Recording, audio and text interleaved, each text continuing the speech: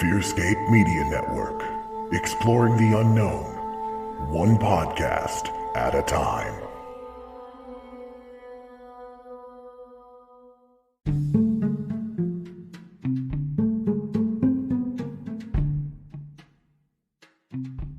Hi, friends. This is Kelly with Wishful Drinking and Binge Thinking, the podcast where I get just absolutely hammered and I dole out psychological advice. That's right, I am going to be more drunk than that girl you met in the bar bathroom after your karaoke set who said, "You have such good stage presence. Oh my god." That's right, zero preparation, multiple drinks, countless profound gems. Tune in the last Monday of every month on Fearscape Media Network.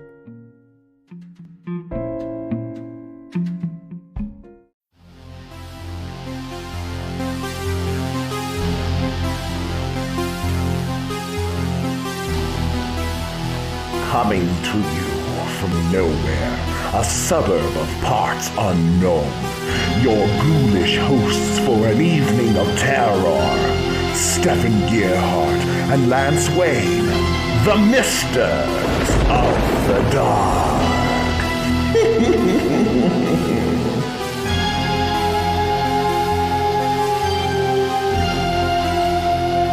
Good evening, dear friends. Welcome to another terrifying episode of Misters of the Dark, the greatest horror podcast in the history of horror podcasting.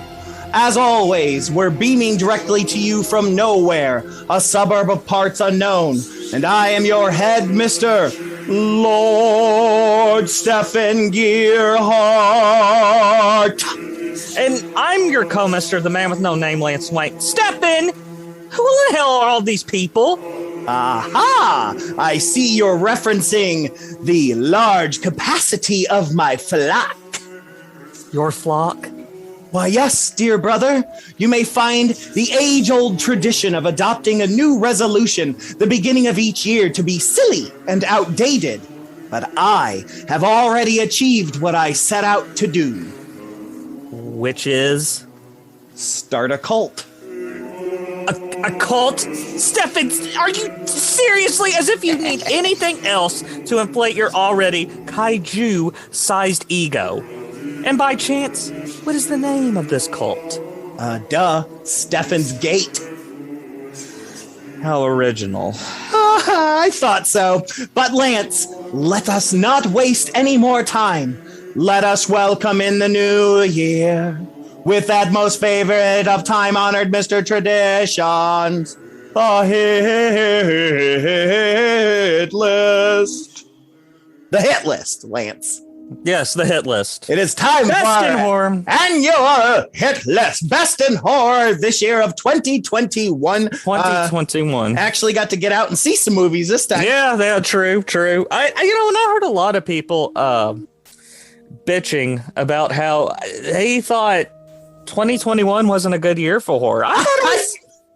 Disagree. When I was making my list, I had so many runner-ups, like honorable mentions, that I had to stop because they must be forgetting about the great shows that came out, the streaming only ones that came out. Like, obviously, these folks only go to mainstream things. Well, and I was just like, compare it to 2020 where there was like nothing coming out. Yeah. I mean, I don't know. People on the internet are going to bitch about it everything. Yes.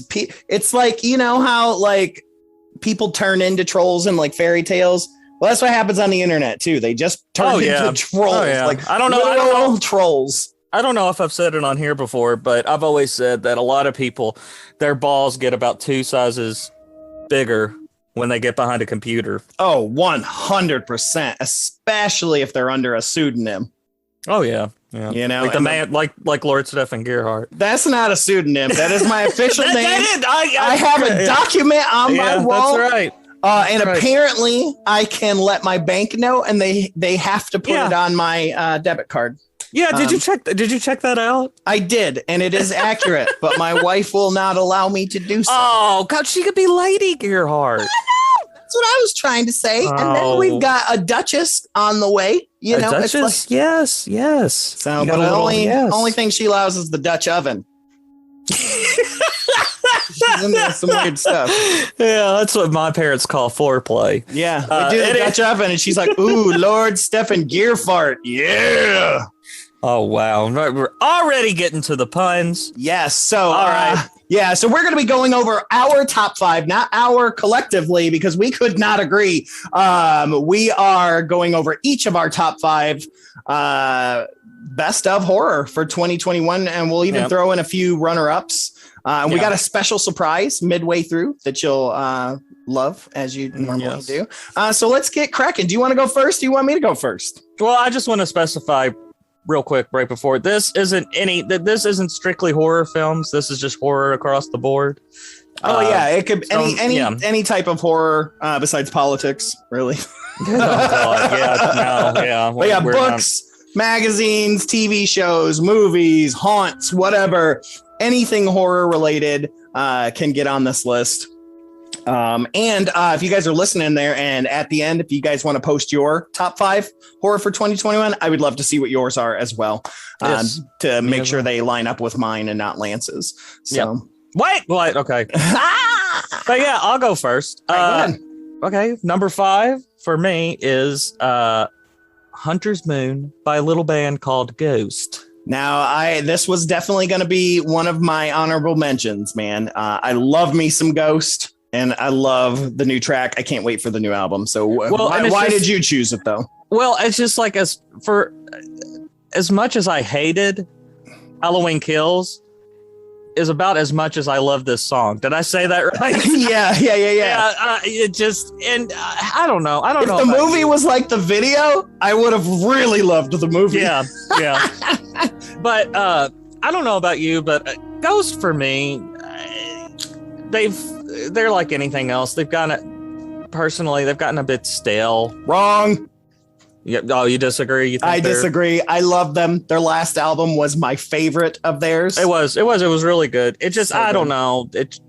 I'm just like that with stuff. You know, their next album will come out and I'll be like, oh my God, the greatest thing ever. Yeah. Sgt. Pepper. Sgt. Pepper's Lonely Ghost Band. Yeah. Lonely Ghost Band. But, Lonely Ghost Pepper Band. Oh man, copyright. Yeah, that's why you all listen to the show. All 4 of you. You almost said the shit show, which is also accurate. But and honestly, when the song first came out, I did, because is it just me, or do you really miss? Because movies come out, and of course people release the score. Mm-hmm. But there's nobody. It seems like it kind of died out in like the 2010s. The whole the pop artist doing a song, doing a whole soundtrack. I mean, that was like a whole thing. Like I still Judgment Day. I know that's a weird movie, but that's that one where like the rap artists and the heavy metal people got together and they did songs for the entire album for that movie, Judgment Day. T2? No. It's just called Judgment Day. Oh, I don't. It's a really good movie, but they got like Ice-T and like Anthrax did a song together. Like I'm making it up, but it's like, that's what they did. So they had like they picked a rapper and they picked a heavy metal band. They crammed them together and had them write a song for the movie. And so the whole soundtrack is just this badass soundtrack that can't be found anywhere else but on that movie soundtrack. Well, and of course you have one of the greatest albums ever made, Batman by Prince. Right. With the greatest song ever composed, Bat Dance. Mm-hmm. But I digress. Let me continue. But this town needs an enema. Mm-hmm. Flush it out. Yeah. Oh yeah. I want to bust that body. Okay. we could talk about this. Yeah. So I'm with you. I love the old school movie but I always get mad because they would release that soundtrack, but then they wouldn't release the score. And I'm like, can you just do both? Because I like both. I want both. Yeah. But Hunter's Moon, I remember they released it a little bit before the film, and I think I even said it in our Halloween review. I got so fucking overdosed on Halloween Kill stuff that I didn't really pay attention to it. Then Halloween Kills came out, of course, and it was a lot like this, a real shit show. And I didn't pay much attention to it. But then around Halloween, my Spotify kept on, I guess of course, based on my listening. Mm-hmm. I kept getting the heavy Halloween song mix, or whatever. And so I was like, well, so I played it, and this was on there. And so after a few listens, I was like, this is really fucking good. And lo and behold, again on Spotify, they do the best of 2021, like your songs or whatever most listen to. And this was on there, and I still listen to it fucking every time it comes on. It's good. And it was right around that same time when that dropped, when they announced the new Pope was going to be coming out, the Dark Pope and all that stuff. So it was a good time for Ghost. And they always, though, I really always like their kind of EP things that they'll drop. Like one of my favorite songs that's not on an album is Mary on a Cross. Like, I love that song. And it's not on an album. It was just a single they just dropped to kill time. if you have Ghost, of course you've heard that song, right? It's a Crow cover, but that's one of my favorite songs of all time. I love that song. Yeah, it's fantastic. Their version of it. Yeah, it's so great, man. Yeah. But yeah, that is my number 5. I pulled up the Wikipedia, and there's not much information on it. All it says is, according to Tobias Forge, which is Papa. Well, what number is it now? Is it 4? 3. Because the last dude was a cardinal. But Cardinal Copia turned into Papa. Right. I want to say it's 4. I don't know. You can look it up if you want. I'm going to need a comic book timeline here. So yeah. But anyway, according to Tobias Forge, Brian Turek, I'm probably pronouncing that name wrong, a producer of the film Halloween Kills, asked him if he was interested in writing a song for the film. Forge said that he already had a few songs that might work, and specifically, of course. Yeah, and it's specifically one song that could work very well within the concepts of the film. Well, I guess he had to have been fucking watching Halloween before he recorded this, because I mean, there's too many similarities there underneath. Just the whole idea of the Hunter's Moon and Hunters, because that whole movie's about people hunting and Michael hunting. So very, very interesting. But very cool, man. All right. So Hunter's Moon. Yeah, bitch. So my number 5 is I'll tell you what, I really, really liked my number 5. If I didn't have these other things on there, and I know that's stupid to say, but it would have been like 1 or 2, but some nostalgia got me. But number 5 for me was Malignant. See, I know it's a very divisive film. James Wan directed, of course, from The Conjuring and Saw fame. So yeah, but see, here's the thing, because I remember, I don't know. We were talking at some point whenever this was about to release, and you said, and I think I said something like, man, I wish I had something new to watch, blah, blah, blah. And you said, oh, Malignant comes out this week. And I said, oh, it does. And I'd heard a lot about it. And then I watched the trailer for it. And I kind of came to the realization, I don't really like anything James Wan has done. What? Yeah, I don't. Nothing? You don't like any of the Conjuring films? No, You don't like the Saw movies, which I can understand that, but you don't like the Insidious movies? No, I don't like any. I haven't. I can't comment on Aquaman because I haven't seen Aquaman. Aquaman's great. I don't like Fast and Furious, so. Really, he did Fast and Furious? Yes. Let me see which ones he did. Furious 7. Oh, I guess he just did Furious 7. But he did that Dead Silence movie. That's a great movie. I see. I didn't care for that either. I don't know. Something wrong with you. Guess so. But enlighten me, because I read like the plot and saw the trailer and everything, and I still didn't understand it. So it's a weird fucking movie. Like, I'm gonna be honest with you. So like, I heard people like they didn't know what to do with it because it was so odd and so weird. People that went in kind of expecting a super scary movie were confused by some of the black comedy aspects of it. Some people that went in with the black comedy aspects were weirded out by some of the too dark horror aspects of it. It was this incredible combination of a number of different styles, and it just worked. I'll be honest with you though, the first time I watched it, I was like, what did I just watch? Yeah. And Trisha and I watched it together, and we were both like, holy shit. Like, I had to sit and stew on it for a little bit. And then I literally got home and immediately rewatched it because it was on HBO Max. So I rewatched it again, and I just fell in love with it. Like, it's got a good, like, old school M. Night Shyamalan twist that I didn't see coming. That was really, really great. The fucking monster is scary as shit, dude. Like, I've never seen anything like it. But it's an odd movie. It's really odd. It is definitely weird. Don't get me wrong. But it got me. The cast is stellar. Annabelle Wallis, who of course is the chick from the first. My brain just dead. From the Annabelle movie. The main girl from the original Annabelle movie. Mm-hmm. So she's in this as well, as the lead, and she's just incredible. Like, I already like her. She's in a ton of other things that I watch, and I just absolutely adore her. She was fantastic in this, and this role stretched her. Like, it was good. But dude, I haven't been shook by a movie in a minute, and this movie shook me. Because, like I said, I had to go back and rewatch it because it's so fucking weird. Maybe I should check it out then. I'm not. Yeah, it's really weird. But like, as long as you go in knowing it's a weird movie, like, you know, like some of the people that disliked it had a different expectation for it. You know what I mean? Because again, it is the product of a studio giving you a trailer that is very different than what the movie is. Oh yeah. Because they're trying to appeal to a certain audience. Yeah.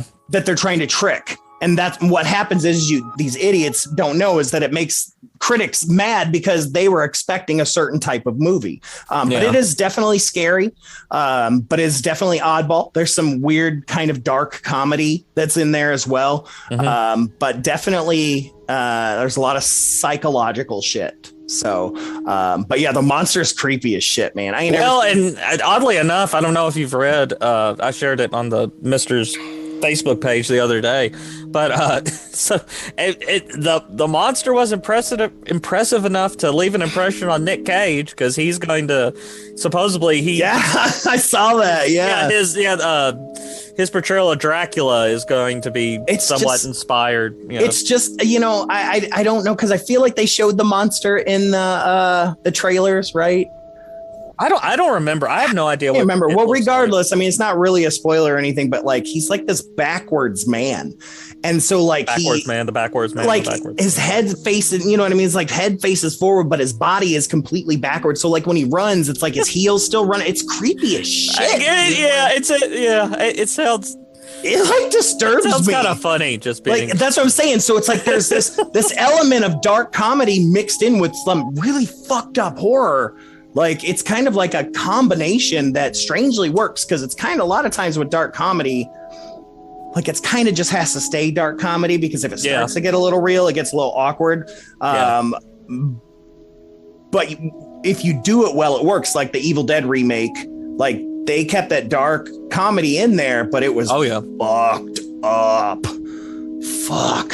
But anyway, so that's my number 5 as James Wan's as Malignant. Now, granted, like I said, I'm a huge James Wan fan, so maybe I'm biased, but I loved it. My sister loved it too. So. Well, maybe that recommendation, it's making me want to take a chance on it. So take a chance on life.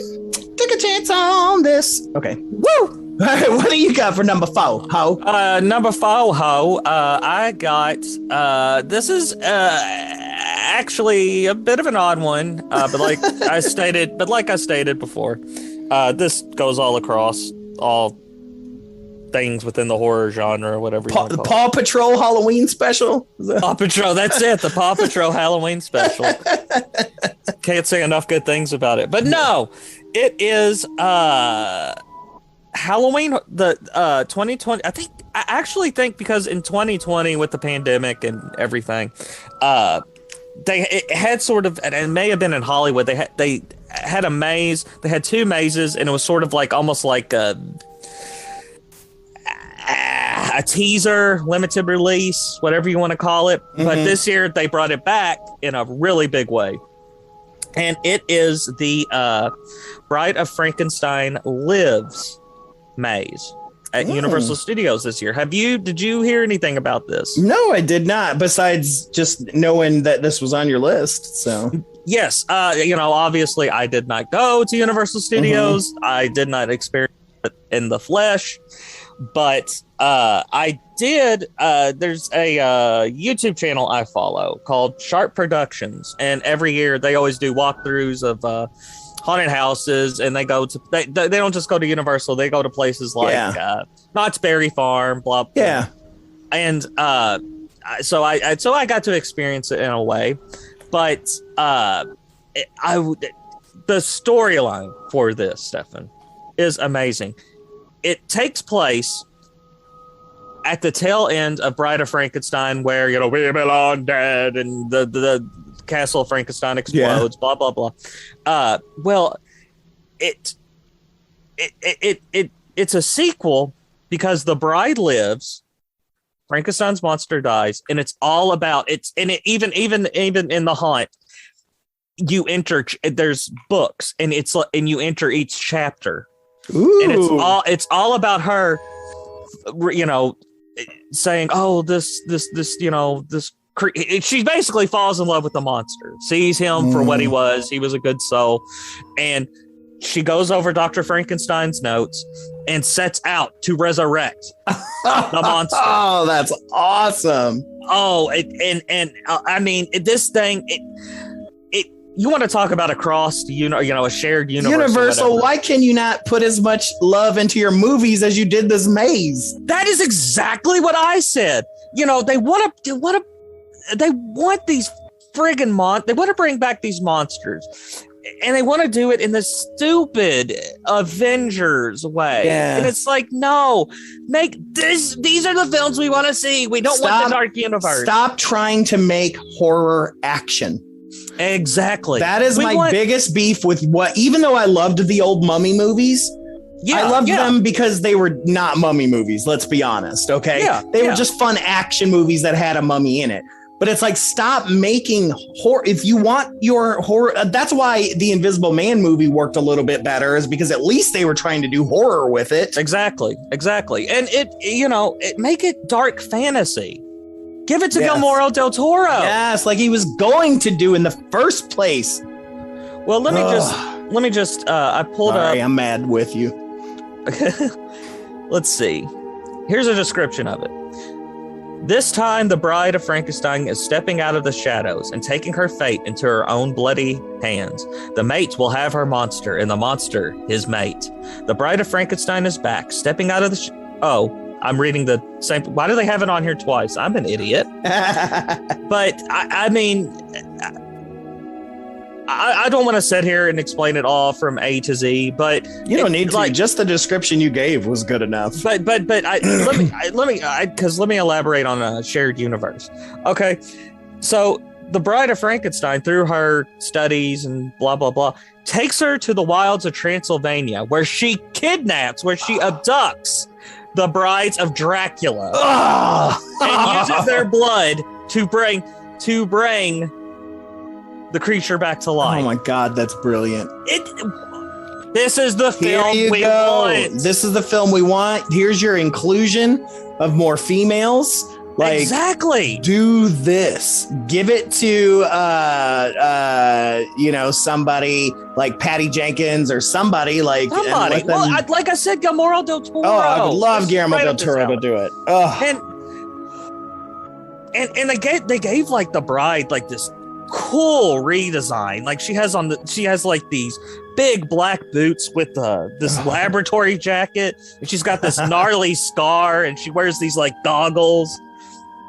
So needless to say, costume sales would kill during a Halloween time event. Oh my God. It was just, I urge not just you, Stefan, but anybody, go to Sharp Productions. They have the best quality, and I'm not trying to give a blowjob to their channel or anything, but Sharp Productions, check this out. If you're a monster kid like me and you are, and you love the Universal monsters, you have to look at this. Heck yeah, definitely. Man, that sounds amazing.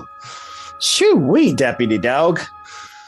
Gosh. All right. Well, speaking of vampires, my number 4 is a TV show on Netflix, Midnight Mass.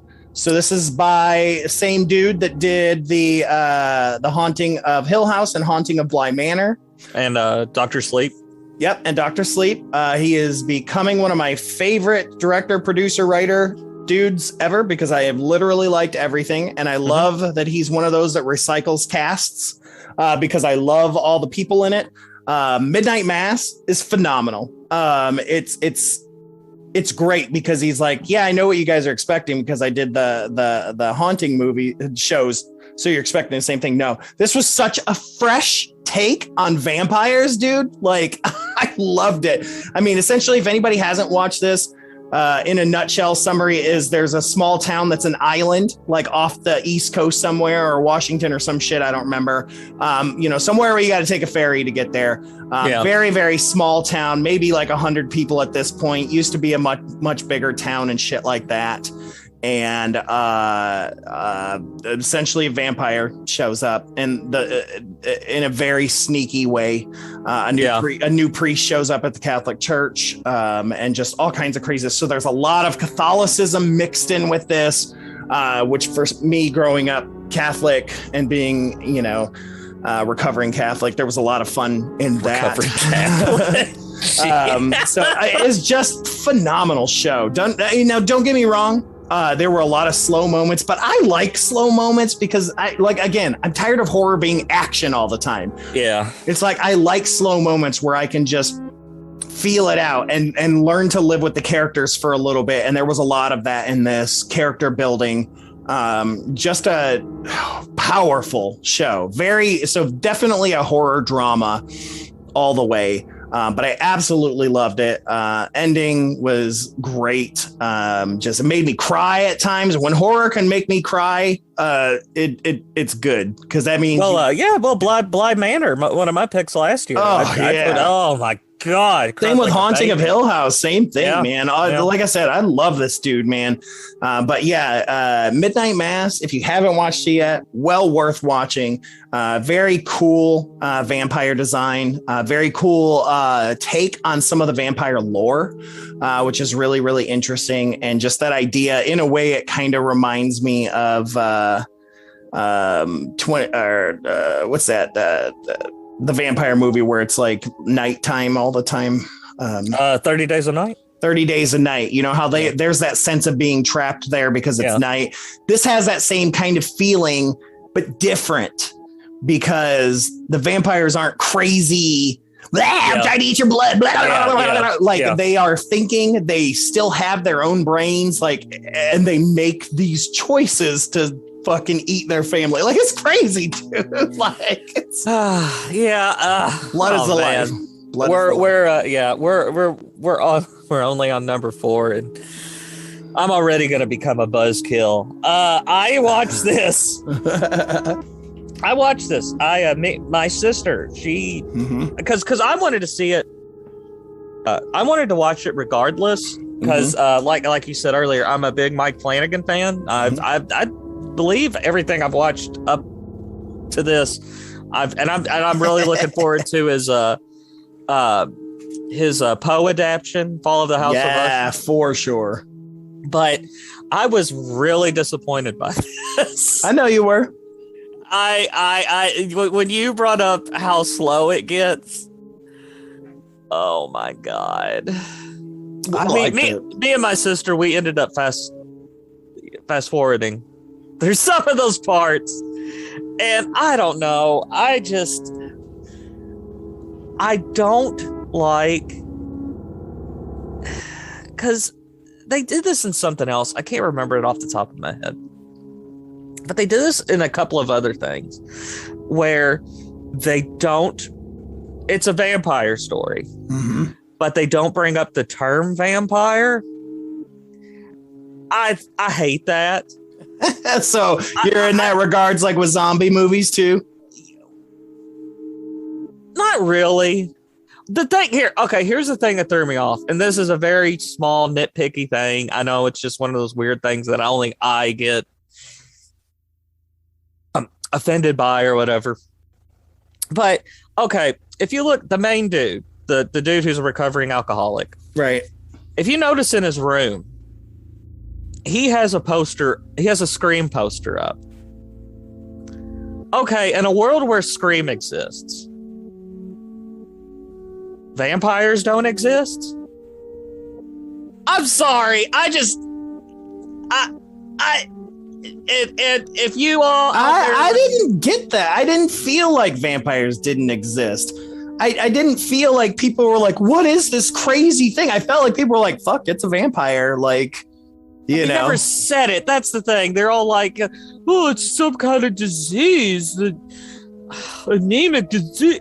Well, now, to be fair, that was before people knew what was going on. I don't know. Because listen, in a real world, let's imagine this is set in a real world. Let's say it's set in our world.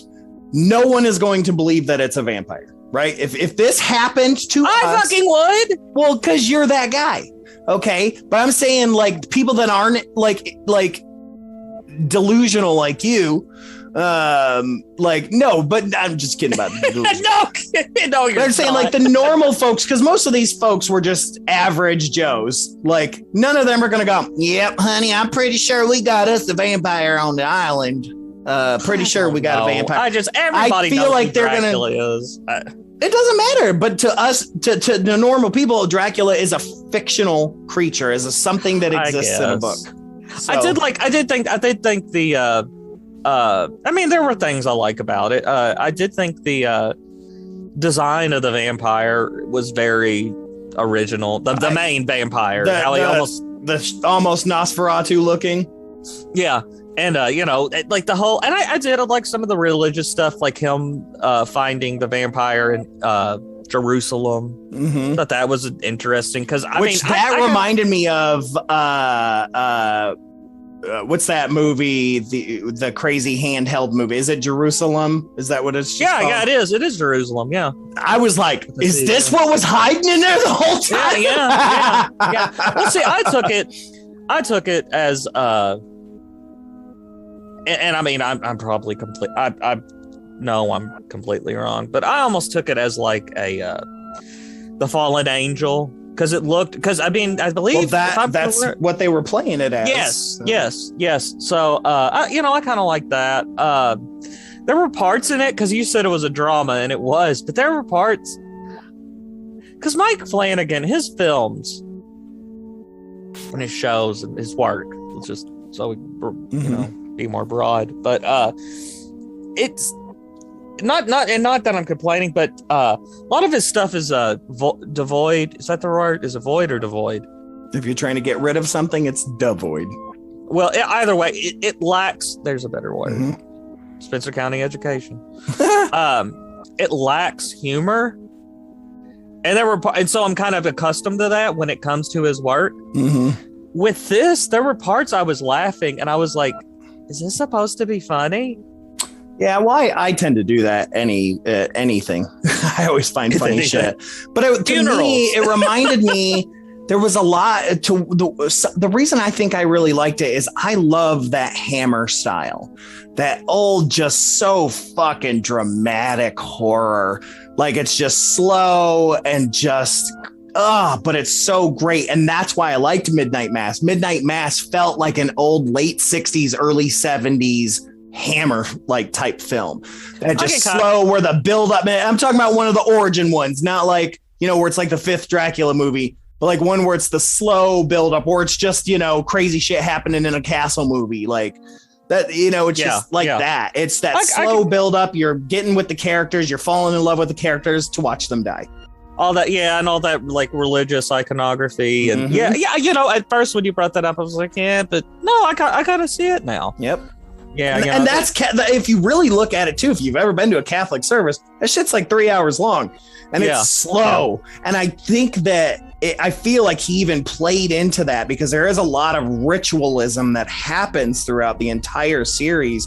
And I wonder if like it's played almost like a mass. I mean, he purposefully called the movie Midnight Mass on purpose. So it's like, I wonder how much of that is in there, because it is slow. It is this, it is that. But I don't know. Yeah, it didn't bother me though. Sarah too. Sarah really enjoyed it. My wife. So I don't know. Huh. Well, yeah. Okay. Well, yet again, you've kind of made me see it through a different set of eyes. Either way, here we go. Number 3. Baby. Number 3, baby. See, I can rhyme too. Number 3, baby. Oh yeah, baby. Anyway, God, we gotta stop. Anyway, it is the 2021. Oh, of course, it's 2021. God, I'm not high, people. It's been a hell of a month. Forgive me. Yep, just high on death. Yeah, but it is Lamb, the 2021 film. I still have not seen Lamb yet, but you are not the only person. My horror friend here, that I become really good friends with, he loved Lamb, and I love anything A24 does, so I'm excited to see it. I just haven't seen it yet. And there were that was something that I was gathering. You know, I really should stop listening to the internet, because, like we stated earlier, people bitching on the internet. What? That never happens. Yeah, but they were saying, they were because it A24. They're mostly known for their horror films. Mm-hmm. It was, if you saw the trailers, the promotion, things like that, it was promoted mostly as a horror film. And there definitely were some horrific scenes. Let me just say, a lot of their movies are like that, where they're promoted as horror films, like Green Knight. Like, I loved Green Knight. Yes, exactly. I absolutely loved it, but I didn't even put it on my list because I don't even feel like it's a horror. And I keep seeing it on other people's like top 10 horror movies of 2021, and I'm like, it's a fantasy movie. There's no way I'm going to put this in horror. But. Well, and it's a bit. Lamb is a bit, a lot in the same vein, actually, because it was so weird.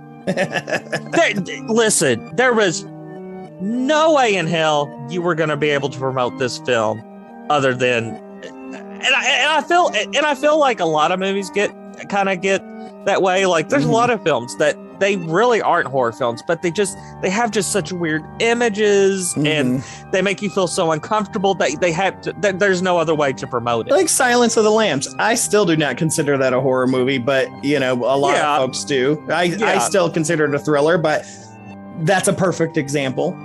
Yeah, and I mean, just,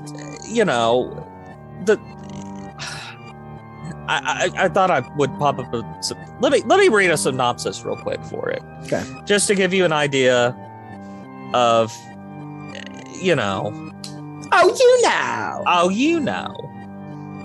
Yeah, in rural Iceland, a childless couple discover a strange and unnatural newborn in their sheep barn. They decide to raise her as their own, but sinister forces are determined to return the creature to the wilderness that birthed her. I mean, how are you going to promote this? I mean, seriously. Yeah. Dark fantasy. I got it. Yeah, and I think even where I have the Wikipedia up. Where the hell? I don't know. I think Wikipedia refers to it as a dark fantasy. I don't know. I was really looking forward to this film. I still am. Yeah. Like, to the point where I think I may have paid $20 to rent it. And I think I ended up watching it. Oddly enough, I ended up watching it on Christmas night. Oh wow. Yeah. So, but I don't know. It's weird. It's good for me personally. It's in the same vein as you've seen Tusk, right? Kevin Smith's Tusk. I just can't get myself to do it. Yes. Okay. Then you kind of. I like Tusk. I thought it was a good film. I know it's kind of it's the same thing. I haven't been able to watch that, and I haven't watched Swiss Army Man yet for the same reason. yeah. It's very, that it's got its fans and it's got its haters or whatever. I enjoyed it, but I watched it maybe once or twice, and I will never watch it again because it just got underneath my friggin' skin. And that's the same. I loved it. Hell, it's on my list. I loved it, but.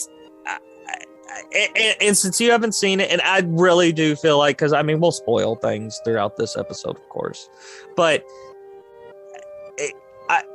you need to see it. If you're a horror fan, if you're not a horror fan, you need to see this film once. I'm looking over here. One of the reviewers said, it said, where to go?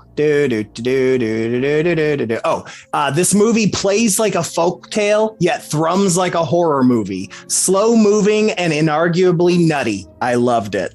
Exactly. And they hit the nail on the head. I completely agree. I just want to throw that out there because this is one of those films. Oh, so you're good. You didn't fast forward through anything when it was slow? No, I didn't, because it actually built fucking tension. It wasn't fucking monologuing at me. But anyway,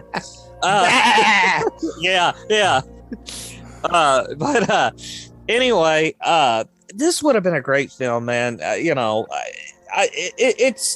obviously it's sad that we. COVID is still around, and we can't go, especially now as of the recording of this, we can't go out and like in the before days or whatever. This would have been such a great film to see with a couple of people, go out to dinner afterwards and just discuss it and dissect it, because it isn't clear. It's not your standard story, most A24 movies. exactly. It's like I thought about Green Knight for a week. It just sat with me. Midsummer sat with me. Many of those films. I love Midsummer's another one because I was thinking of another one aside from Tusk. Midsummer's another one I'm never gonna watch again. It's too hard. I don't know if I can watch it again either, but I love it. It's one of my favorite horror movies of all time. And I love that actress. Oh, I love her so much. Yeah, me too. And she's the girl that plays Black Widow's sister, right? Yeah. Florence. I can't pronounce her name. Whatever. I love her. She's fantastic. But just to throw this out there, and for you, Stefan, when you watch it, or for anybody else that is listening and wants to leave a comment on anything, I would love to discuss this film further. But I'm going to say, I'm just going to give my opinion of what it's all about here. I think it has to do with the Antichrist. Probably anything that has to do with a lamb. I immediately is going to have Christian iconography. So. And of course, maybe I'm like I said, Spencer County education. Maybe I'm just stupid. I know I'm stupid, but I think that's what it was all about. Like I said, Stefan, I want to know when you watch it. I want to know. What all I know is that most of our picks so far feel like they would be badass villains against Spawn. That's all I'm saying. I would love to see that vampire from Midnight Mass go up against Spawn, or freaking Papa Emeritus against Spawn would be sweet. Or Bride of Frankenstein. Bride of Frankenstein. Oh, watch that so hard. But all right. So number 3 for me is a sleeper hit. I don't know if it'd be a hit because I don't know how many people know about it. And the only reason I found out about it is because, again, my horror friend, Dante, great name for a horror friend. Oh, yeah. He was just bored and flipping through Hulu and was like, I'll try this one. And immediately was like, yo, Stefan, you got to watch this movie. And I'm like, okay. It's a movie called We Need to Do Something. Holy shit, it's good. So this is, again, another indie film. The only so I recognized the parents in this, but I couldn't place the dad. But the mom, and my wife is actually the one that realized who she was. She's the girl from Hocus Pocus, all grown up and is a mom now. So she's in this. But essentially what happens is that there is a big storm, tornadoes and the like, and they go into their bathroom to seek shelter. because their bathroom only has those thick cube tiles as any windows. You know, some of they're just the clear glass ones, but you can't see out of them. So that's the safest place in the house. Well, a tree falls down into their roof and blocks the bathroom door that they're in. Now, this is a big ass bathroom because they're rich white people. It's a big ass bathroom, but essentially from there is what the movie is about, is them being stuck in this bathroom for something like 2 weeks. And it's crazy. There is like, you're trying to figure out what's going on. There's this hints that something is happening, because they're like, how come no one's come by? Like, where is emergency services? Like, where are they? Like, how come they haven't come to rescue us yet? Like, they don't hear. How come there's no neighbors that have come by? So there's this ominous feeling that something bigger has happened. They can only open the door like a couple inches, you know, and this fucking snake, a fucking rattlesnake, gets in there. Crazy shit like that, dude. There's like some sort of creature or something. It's really like ambiguous. But it says like one line of dialogue, and apparently Ozzy Osbourne did the dialogue for it. What, really? Yes, it's crazy. You don't see it, you just hear it. But it's crazy, and you're trying to figure out what's going on. And I don't want to give away the rest of the movie.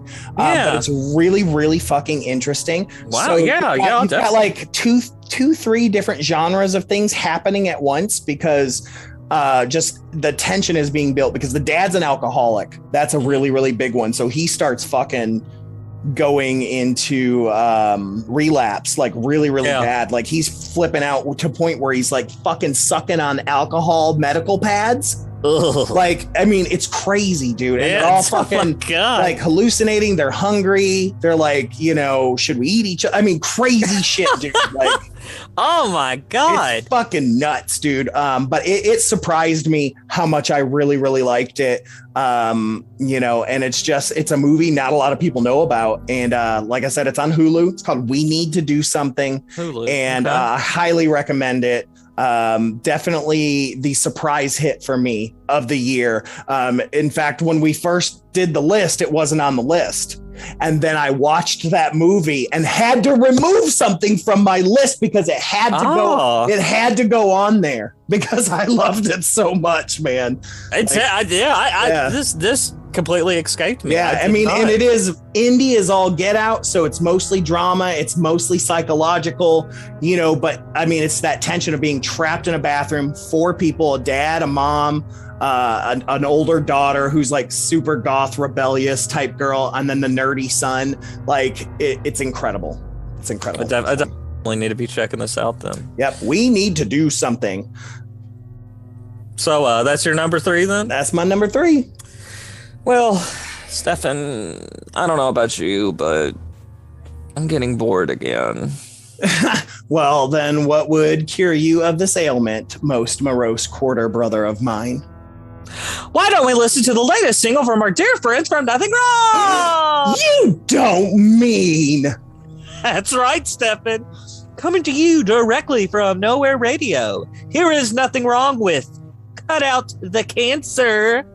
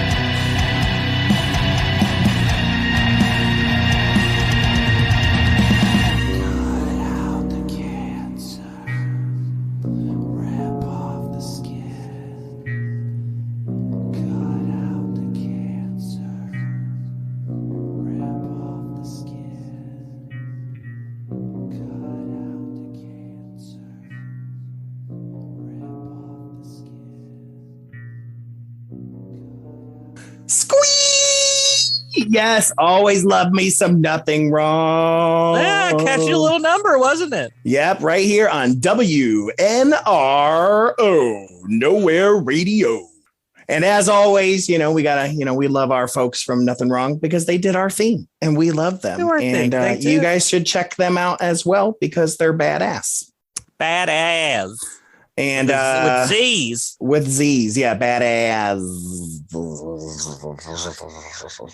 All right, so Corey's paying us, right? How much are we getting paid for that? He's actually paying me in oral favors. Oh, again. Okay, good. All right, Lance. All right, what do we got here? So we're moving on to our final two. So we'll do our number two, and then we'll do our runner-ups. Yes. Very good, sir. All right, so what is your number two? My number two, and I just want to state this. My number two is the only reason it isn't my number one is because my number one to me was just so fucking epic and nothing. If Darcy the Mail Girl came here right now and gave me a huge kiss on the mouth, I would be like, that's great. But my number one, but is none other than a little TV series called Chucky. Yes, and I have to agree with you on this. I didn't add it to my list because you had already added it to yours, but my God, what a great, and I gotta say to all of our viewers out there, let me just say, Lance was not a fan early on. The first episode, let me elaborate. Don't make me the fucking deal. But episode one, I was, and it's the, and I think I even said to you, it's the first episode. You can't really judge it, but let me tell you, I just want to give a quick shout out to Stefan, our friend / lover, Victoria. She was the whole reason, and it was legal, so don't be going, oh, he downloaded it, he pirated it. No, it was legal, but she was the only reason I got to watch this series, because I was, at first I was going to wait till it came out on something, but then me being the complete tool and fanboy I am, I couldn't do that. I had to watch it weekly. And she was the only reason I got to do that. So thank you, Victoria. But man, I've got to tell you. Same, by the way. Yeah. I got dude, because I believe it came on. Did it come on Tuesdays? I don't know. I think it came on Tuesdays. And of course, I had to watch it because I was streaming it. So I had to watch it the following day. And dude, Wednesdays became like an event for me. Haven't felt that way in a while, huh? No, I was like so super excited. Like every Wednesday, I was like, it's Chucky Day. And I would wear a Chucky t-shirt that night. And I would sit and I watch the latest episode. And my God, this was just. You remind me, my friend Joe Starr, man, he's a comedian in LA now. But he's from Louisville. And his dad is just that type of humor that's super dry. Yeah. You know what I mean? Like to the point where you wonder, is he joking? Like he's that kind of guy. And so when you find out he's this hilarious guy and it's all jokes, you get the same. But one of the things that cracked me up is that something his dad always used to do, just like you, is every day he would come home from work when new Pinky and the Brain cartoons came on, he had a Pinky and the Brain t-shirt that he would put on, and he would go and he would get a glass of wine and he would shut his office door, and it was just time for him to watch Pinky and the Brain and drink a glass of wine. No one was allowed in there. Like that's how I was, man. You know, and I'm not gonna lie, a couple of nights, you know, I'd get a few beers, you know what I mean? Yep. But it just was, man. And now that now that, you know, season 1 is ended, I have this big void in my soul. But no, let me just elaborate just a little bit on just how much I love this. Okay. So I'm in the group where I see nostalgia as a bit of a weakness. I try not to fall hard for nostalgia, and you know, sometimes, you know, I'm like, the fanboys. Oh, some of these Marvel movies and stuff like, oh, they did a callback. You got to get all excited and post about it on Twitter. But Stefan, you were there. You were there. You were, somewhat there for this. I believe, which episode was it? Was it episode 2 or 3? It was the best episode, in my opinion. But Chucky referenced Glenn and Glenda, and I messaged you, and I was like, "Oh my God, Stefan, they referenced Glenn or Glenn." So no, I am not impervious to nostalgia. Okay, I am guilty of it. As any other fanboy, but dude, I mean this series, it just it's phenomenal, and I love how open the director has become about sexuality and really pushing that. I love that. That was one thing that really pissed me off about some of the critics of this, because the fact that the lead character was gay. I know. I think we even discussed this before, because just the fact that it dealt with some of that, and everybody was saying, "Oh, Chucky's gone woke." Yeah. For one, did you not fucking see Seed of Chucky? I know it's not the most. I know a lot of people. I know a lot of people don't love that movie. I love it. I love them all. Me too. With the exception of the remake. I hated the remake. I'll agree with you on that. But, and listen, I hate when shit. I'm not a fan of all this PC crap either. Some people get their panties in a bunch about nothing, everything. Yes. But listen, man. Don, I'm going to pronounce his last name wrong. Mancini, I thought. Mancini? We'll go with that.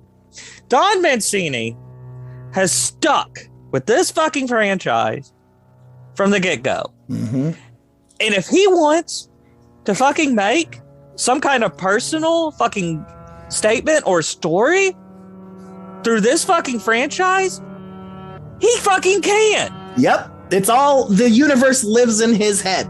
Exactly. That's why I get mad at people mad at George Lucas when he went back and changed the original trilogy. I'm like, it's his story. It's his head. It's his fucking IP. Yeah. He could fucking set it all on fucking fire for all it's their IP. Yeah. And no. That's why I get mad at the nostalgia fanboys, those guys that think that they own the rights to their own nostalgia. Exactly. And listen, fucking even Don Mancini came out. Mancini came out and said, "No, Chucky is not woke." He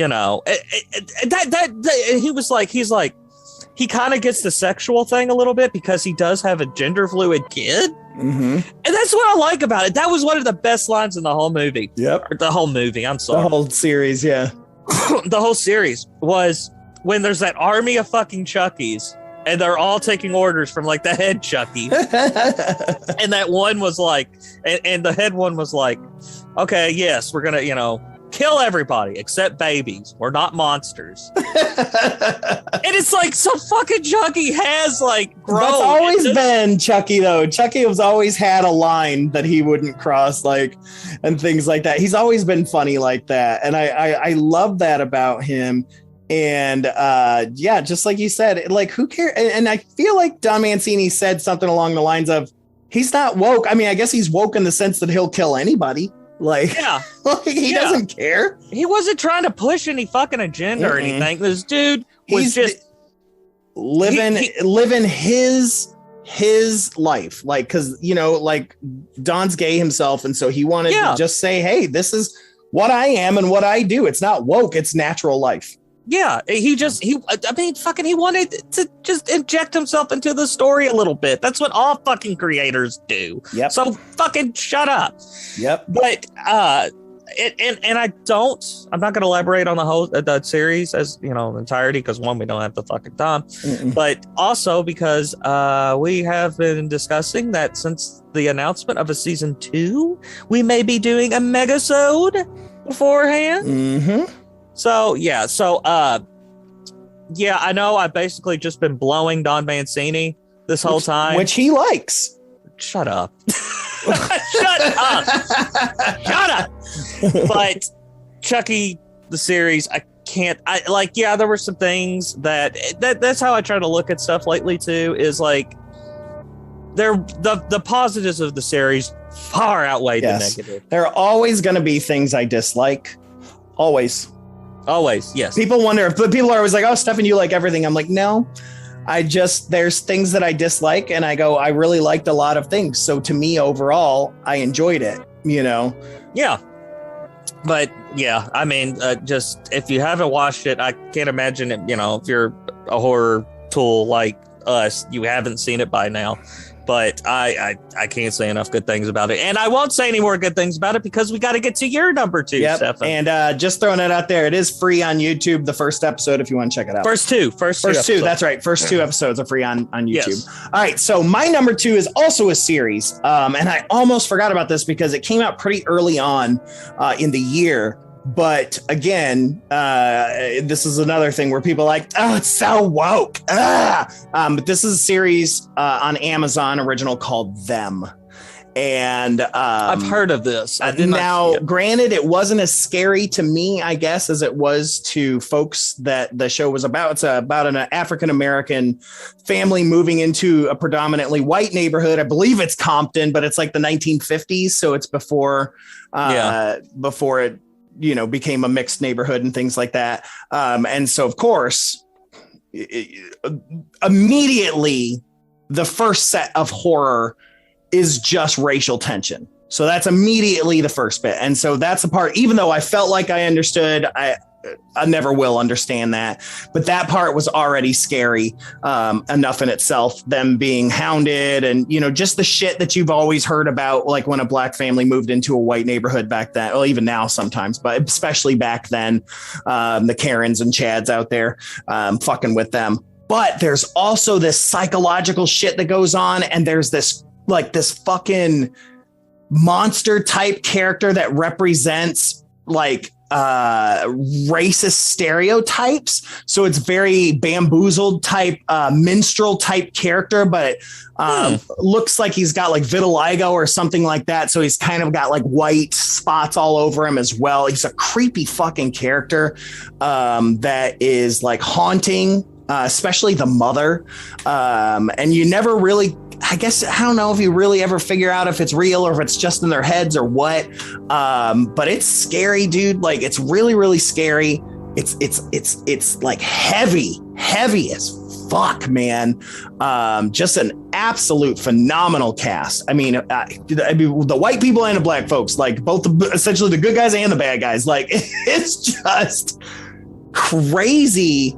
Like, and it was one of those where I was like, it's Amazon, so it all came out at once. Or no. By the time I saw it, it was already all out. And so I was like, cool, well, I'll just binge this. Yeah, that was a little harder than I thought it was going to be because it's so fucking heavy.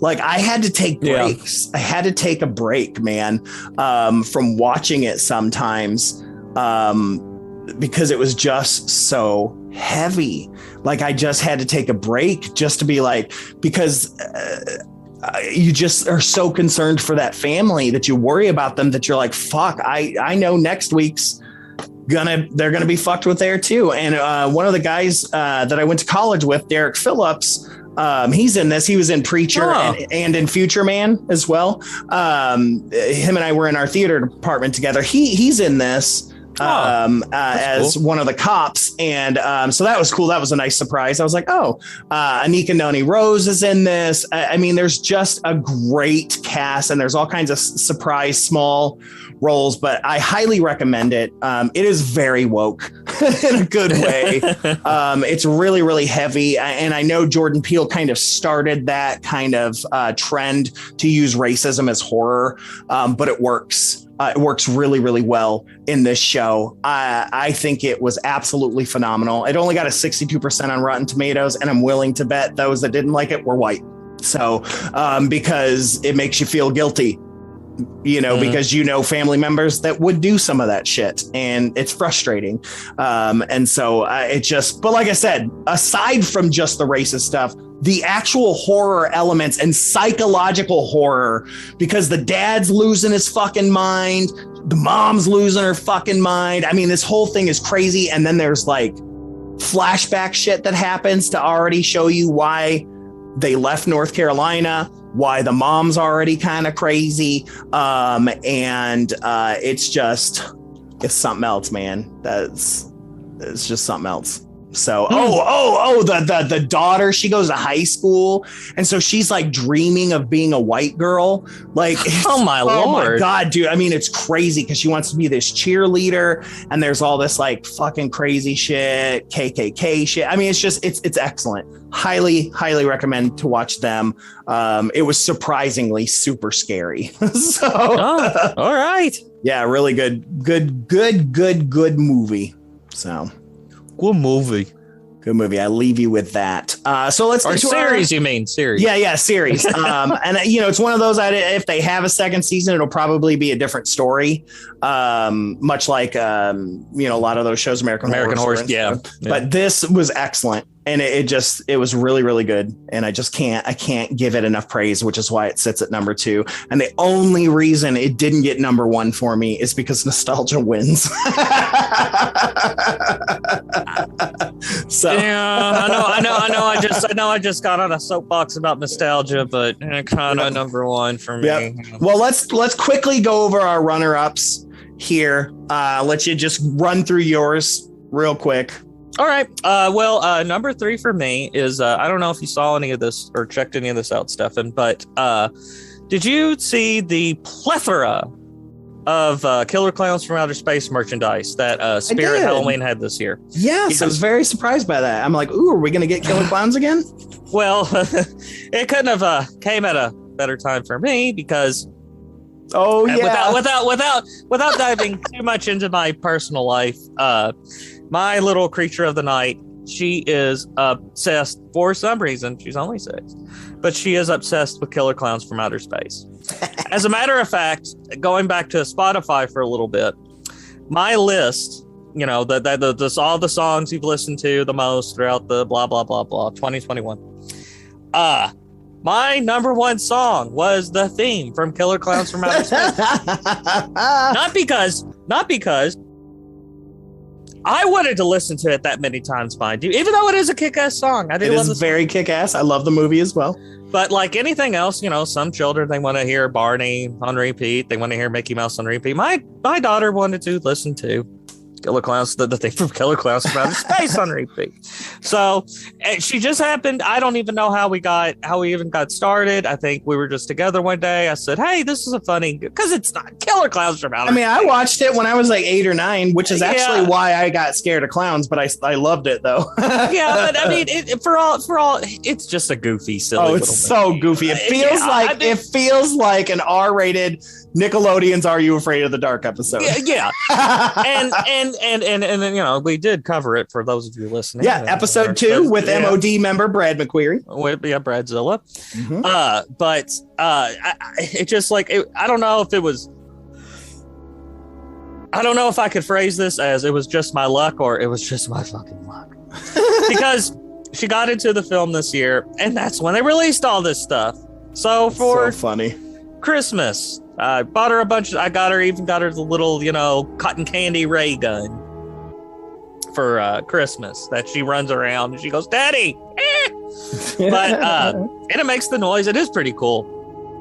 But that's my number 3. My number 2 is actually the album, and I think it was his first number 1, and I don't even know how long. But Alice Cooper's Detroit Stories. And for anybody who listens to this, I am an Alice Cooper fanboy. Love him. I've tried to model my life after him, but that's kind of gone astray. But I love it because Alice's album went number 1. As far as comparing it to the rest of his catalog, I wasn't, and I applaud him for trying to do something a little different because you can't just play the same thing over and over. Mm-hmm. There were songs that I really liked. Some of them that, like I said. But hey, the Coop got a #1 album. Kudos, Coop. Yeah, Kudos. and an Arizona native, like he lives in Scottsdale. I'm still trying to figure out which house this is so I can stalk him. Yeah, Alice, we know you're not listening, but get on here. Yep. And then have us on your radio program. That would be great too. Yes, nice with Alice Cooper. I would love that. Mm-hmm. But my #1 runner up. Yes, thank you. I was going to say heads up. Heads up, 7 Up. Yep. Runner up is the Ice Nine Kills album, Welcome to Horrorwood. The Horrorwood, Bradzilla. Yeah. Who is also actually and hey, gave him that name before I even knew this album was coming out. So, well, he's a big Ice Nine Kills fan. So yeah. And we discussed it because I just kept it from getting on my list. It's a lot like the Alice album. There were some tracks I just didn't like, and I was actually discussing this with him at an improv show. We were talking about it. He said, "Have you listened to the new album?" "Oh, I love it. Yeah, it's great." And I said, I was a little let down by it. And he goes, "Really?" And I was like, "Yeah." And I actually come to find out, I kind of had this self-realization moment. It wasn't because of the songs necessarily. It was just because some of the songs that they based on films, I wasn't a fan of the film. So therefore, I didn't like the song. Dude, you ain't even got to explain. I completely understand. You completely understand. Yeah, it could be the same way. It's like if they did a musical, like, you know me, I'm a big musical theater person. Yeah. But I hate, what's that movie with, Renee, what's her name? Where she's like the Chicago? No, where she's the ditzy girl. It's not Renee. She's the blonde, Legally Blonde. Reese Witherspoon, that's her name. Okay. I don't like those movies in any way, shape, or form. And so because of that, I can't listen to Legally Blonde, the musical, which is supposedly really, really good. Yeah. Like the music is supposed to be really, really good, but I'm like, but it's Legally Blonde. Yeah. I mean, so yeah. So I feel you. Yeah, I don't got to elaborate anymore. That's my runners up. Perfect. All right. Well, we'll get through mine here. #3 for me was a surprise to me. I actually didn't think I was going to like it, but I actually did. Was the new Paranormal Activity movie, Next of Kin. I actually did hear some good things about it. Yeah. So done very differently. Still done in that film style, but not done in the VHS camera style. Like it was done like these guys had good cameras. They're done really well. It was more movie feeling, completely different storyline, though inherently still connected, but very creepy. Going to like this girl, she's adopted and she finds out that her family was Amish. And so she goes, I knew we couldn't trust them. She goes to the Amish town, to meet her family and do a documentary on it. Like that's the whole thing. Scary shit happens. It's Paranormal Activity, so you can only imagine, but extra fucking creepy, creepier than normal shit. Like they have definitely pushed kind of what kind of really was being suggested in the last 1 or 2 Paranormal Activity movies and just like amplified it. It was really good. Like I said, was not expecting to like it. It was a Paramount Plus only movie. Yeah. And so I don't know. I thought it was going to be kind of low budge, but no, it was fucking good. I really liked it. So it made my #3 runner up for sure. #2 was the Candyman remake. Still have not seen this. Thingy-majiggy. I really enjoyed it. Again, not what I thought it was going to be. Yeah. I think a lot of people in a good way though, because I think the marketing was done that way on purpose because It was definitely more of a reboot remake than the trailers made it look, because I think the studio was afraid to call it that because people would not have gone. So it is still connected to the overall universe. Tony Todd is still in it.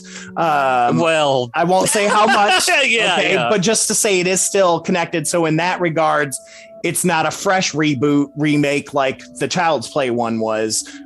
This exists in that same universe, same neighborhood as the first movie. It's done really well. Again, the main actor, oh man, he is growing on me. I've been seeing him pop up in all sorts of new movies and shit like that, and he's just absolutely phenomenal. Again, another movie that touches on racism as horror, but done really well. Jordan Peele produced this as well. Done really well. And it's interesting because they really play up on that, because it shows how that was really always a part of Candyman, especially looking back at those first couple films. I mean, they really stress, especially the ones where they go back to like the farmhouse and shit like that, where they really get into that old story. So obviously racism is a huge part of that. And it's done really well, and it's done in a Doctor Who legacy kind of style. It's really well done. It was scary and fun, and I enjoyed every minute of it. And again, the cast was phenomenal. And I loved the twist and how it connected to the first movie. There's some really great, like just things that really make the first movie you go, oh man, I need to go back and rewatch that first movie now, because how they connected things and kind of, took small little events and blew them up into important things. Now you're like, oh shit. So really recommend Candyman. Who did his name escapes me. Philip Glass. Did he do the score for this one? I don't know. That is one of the greatest scores. Agreed. This score is also just as good.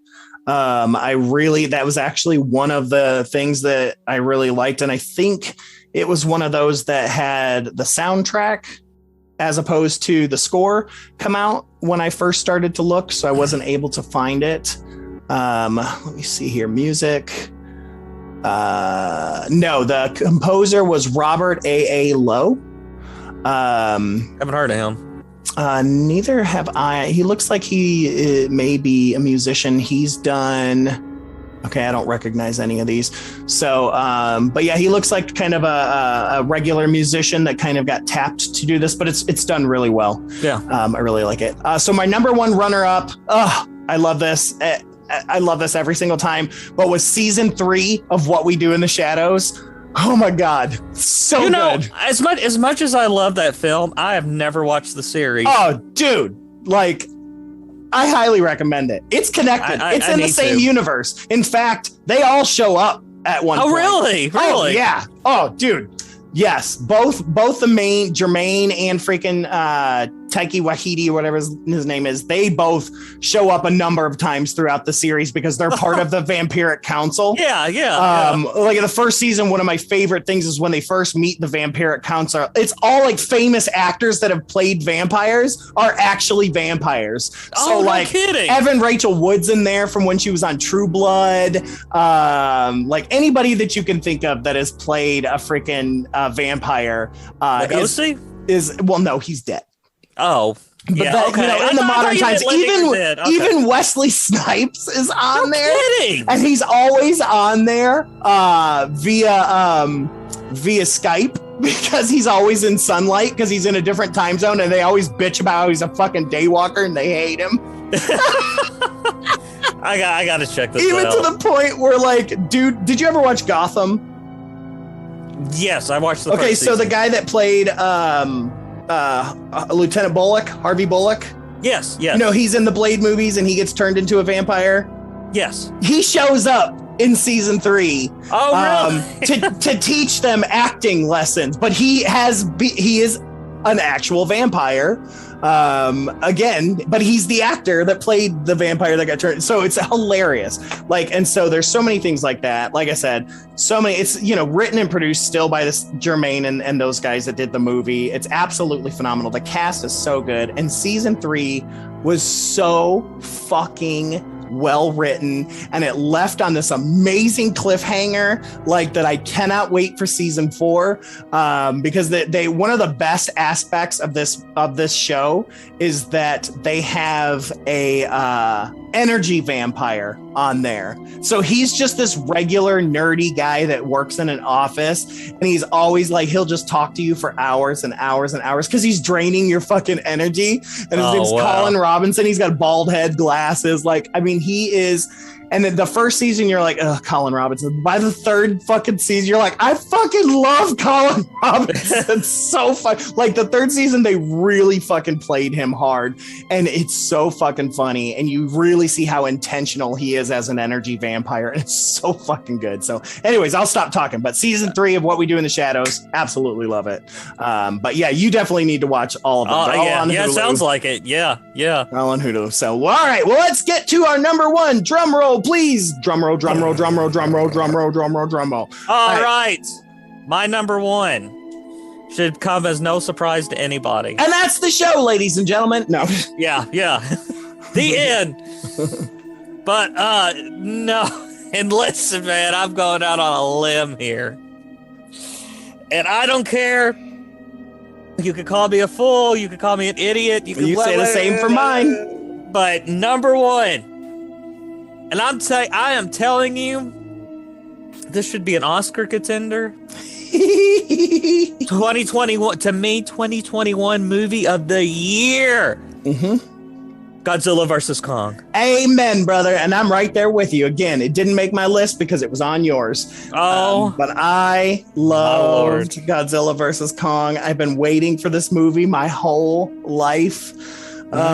Same here, especially with this new universe that they've created. The American versions I have loved so much. And hey, in my humble opinion, I know people are all about Marvel and blah blah blah blah blah. Dude, the MonsterVerse I think is the best universe, the best cinematic universe. Skull Island is amazing. Give me a Mothra movie, man. Like I'm down. I'm for it. They already hinted at it in King of the Monsters, so I'm like, give me the Mothra movie, man. This movie, and this is kind of, when I think about it, my number 1 is kind of a culmination of a lot of things we've talked about in our previous entries or whatever you want to call it. Yeah. Because yes, it's nostalgic.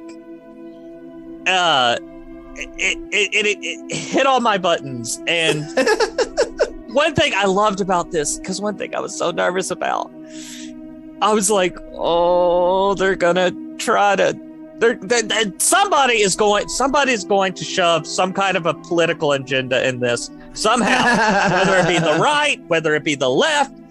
That just they are, because that's kind of movies. It seems like, for the most part, not every one of them, but that's kind of what they do nowadays. It didn't, though. It didn't. It was just a big fucking lizard fighting a big fucking gorilla. Oh, and in Tokyo was so beautiful with all the lights. It was in China. Oh, or Hong Kong. Sorry. So yes, they did have to kind of appease that audience a little bit. I don't give a shit. I loved all the lights and then bashing into shit. Like, as far as Godzilla villains go, I know Ghidorah. He's kind of like the Joker. Yeah, he's the main baddie. He's the Doctor Doom, the Skeletor. Yeah. But to me, I'm always going to have a soft spot for Mechagodzilla, just because that was the Godzilla versus Mechagodzilla was the first one I ever owned, ever watched. Man, I love Mechagodzilla. And the fact they brought him in, oh my god. And I remember when the trailers were coming out, and you messaged me, and you were like, dude, that new Godzilla versus Kong trailer. And I remember I told you this, told Corey this, told everybody this. I was like, yeah, it looks good, but I'm afraid they're gonna kill our boy. I was so. Listen, I know I'm in my 30s. I'm supposed to be an adult, but to me, and I think this is for a lot of people, it's just how much you just got to kind of judge it by like how invested you are. But a lot of these characters, Godzilla's almost like a real fucking person to me. Oh, same. I've loved Godzilla. Like my two favorite things on the entire planet are Godzilla and Superman. I mean, it's like they constantly flux back and forth. You know what I mean? And for me, it's Godzilla and Batman. Yeah. And and then Warner owns them all. So yeah. So let's get fucking fuck the Snyderverse. Let's get a Justice League Godzilla movie. Fuck yeah. Be down for that so hard, man. Yeah, I agree with you, man. I absolutely loved it. I've loved all of them. Even the Japanese can't bitch. They love the new American versions as well. Yes. That's why they flipped over to Shin Godzilla, because they're like, well, we got to do something different now. Yeah. I mean, and I know King of the Monsters, it got a lot of fucking criticism for I don't whatever. When we saw King of the Monsters together, we were just giddy holding hands. Hollering. Oh, yep. It was awesome. Yeah. But yeah, I mean, like I said, I loved Chucky to death, but this was just, I watched it like 5 times. It was the first movie since the pandemic I actually ventured out to theaters to see, because I had to see this. I saw it on Easter. Saw it on Easter of all time. But yeah, same. I just agreed. Yeah. Agreed. Love me some Godzilla versus Kong. So bringing to mind, my number one, it's nostalgia all the way, was Ghostbusters Afterlife. Oh boy. Same. I know you didn't care for it, but oh my God, man. Like I've seen every movie in the theater. I've been a Ghostbusters fan since I was a little kid. The very first movie I ever saw without a parent was Ghostbusters 2. My sister and my 2 friends, we went and saw it together. And then we stayed, and it was at the Dollar Theater back when dollar theaters were a thing. Yeah, now they're like $4 theaters. Yeah, my dad said he was going to be late, so he called the place, and they let us watch it again. So we watched it back to back. That's cool. And we loved it so much, man. And even the Ghostbusters remake, I enjoyed. Me, my sister, and some other folks, and my nephew and stuff. And so we got to bring my nephew as well to this one. He's a big Ghostbusters fan, and I thought it was nostalgia done right.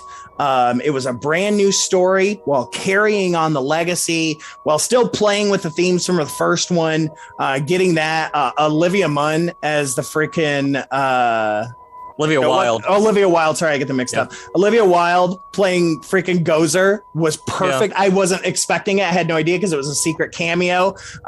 Dude that plays J. Jonah Jameson showing up as Shandor. I loved this. That was out of fucking left field, wasn't it? I know, but I loved it, dude. And I loved the story. It made me cry.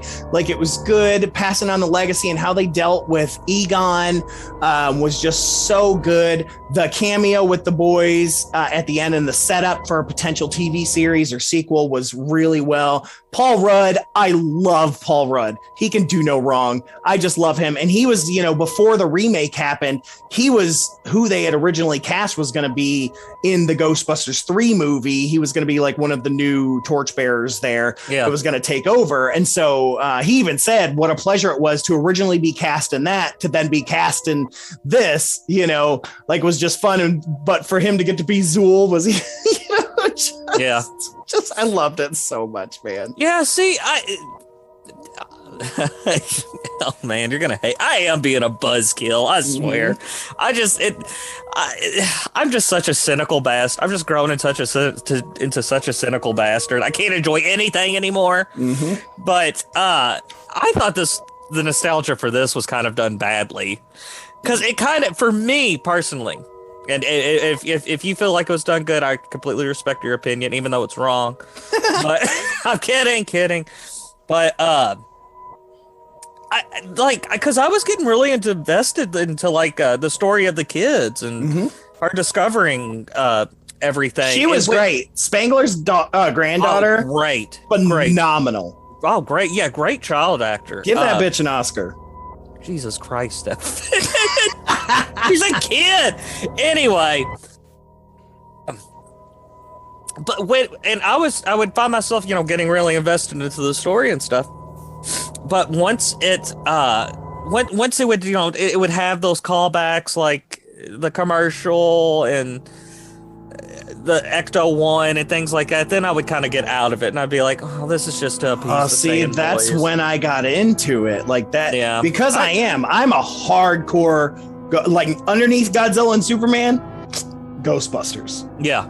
Like, I mean, I'm hardcore. Like, I've considered my next tattoo being the Ghostbuster symbol. I mean, it's like, I love Ghostbusters, and I loved all those shout outs for the fanboys, and they had to, because the remake, the fanboys were such bitches that they made what I thought was a good movie shitty, because they hated it so much that it made people have to try to hate it too, because that was the cool thing to do. And so they were nervous on what to do, so they had to play to the fanboys. Yeah, but it worked because I thought they handled it well, just like Chucky handled it well. It feels like along that same lines. It's like, here's some shout outs, but the other reason why the nostalgia had to happen the way that it did is because this was also a legacy film. So unlike Chucky, which just continues on Chucky, this is a legacy film. So this is, how do we pass the torch on? How do we hand the reins over? How do we change this from here? And essentially, give it to Winston, really, at the end of the day. Yeah. Because he's the only one that's really devoted to it. But I loved it. I thought all the cameos were good. I thought all the shout outs were good. I loved the little mini fucking Stay Puft Marshmallow dudes. They were hilarious. I loved some of the things that all of us like hardcore fanboys knew about, but never made the movies because they were in cutscenes, like the fucking gunner seat. If you've ever seen a real model of Ecto 1 and Ecto 2, there's always been a gunner seat, but it was never shown in the movies. Yeah. So like we all knew about it. So we're like, holy shit, there's the gunner seat. That was about that whole action sequence, whatever you want to call it, throughout the small town. That was the best. That was the best part of the. And I loved all the freaking Shandor Mines stuff, because there's a lot of lore that was in like the Ghostbusters video game and some of the extended universe stuff that really digs deep into the Shandor stuff. So we got to see more of that. So I really liked digging into Shandor Mines and what he was doing, Ivo Shandor. So that was super cool, because I've always been obsessed with the Shandor stuff. I always wanted like a whole book just on that. So yeah, I just really liked it. Like I said, podcast, best part of the whole movie. That kid that played podcast, that kid also needs an Oscar. I was surprised. I don't think he was the best part of the movie, but I was surprised how much he didn't annoy me. Oh, I loved him. I've seen it 3 times already, and at the theater, that's how much I loved it. He makes me laugh every single fucking time, and when him and Aykroyd meet, it's the best. I don't want to give away the joke for people that haven't seen it, but it's a phenomenal joke that happens, and it's just so fucking funny. It's a running gag, and it's brilliant. Like, just really well written. You could tell Aykroyd's influence was in it, and of course, even though it was directed by what's his name's son, his dad still Ivan Reitman's son. Ivan still had his hand in it, and I just loved it. I absolutely enjoyed it. It was fun. And like I said, the way they dealt with Egon was great. What a great homage. And it made me cry. I've watched it 3 times. I've cried every time. I thought it was done really, really well. So yeah, that's why it's my number 1 nostalgia wins. Well, and and like you stated, I didn't care much for it, but hell, who am I to fucking... I just sat here waxing philosophical about fucking Chucky and Godzilla. So you just jerked off Godzilla. So. Yeah. So I have no rebuttal. So, all right then. And with that, dear friends, we now come to the end of another delightfully disturbing episode of Misters of the Dark. And as always, thank you for listening. Thank you to the Fearscape Media Network, and thank you to Corey Adams and Ashley Jones Adams for Nothing Wrong for our musical theme and their brand new cut. Stefan, I thought you would be happy to hear that despite my own trepidations, I finally decided to give in and make a New Year's resolution. Oh, Lance, that's great. And I think you'll also be pleased to hear that I've already carried it out. Carried it out? Lance, what was your New Year's resolution? Commandeer someone's cult. Huh? What? No, you little prick! Oh, God, I can't have anything! Silence, heretic! Nomads! Prepare for the castration! Oh, castration? Lance! But before we go, dear friends, I'll leave you with this. Another year has come and gone, and as always, no matter who you are, where you come from, or if you're about to get your nuts and bolts hacked off, you're always welcome to our dilapidated mansion. Now, nomads, sand that sucker smooth! Oh, the agony! Oh, the pain! Oh, the... Hey, wait, this might be a nice change for me.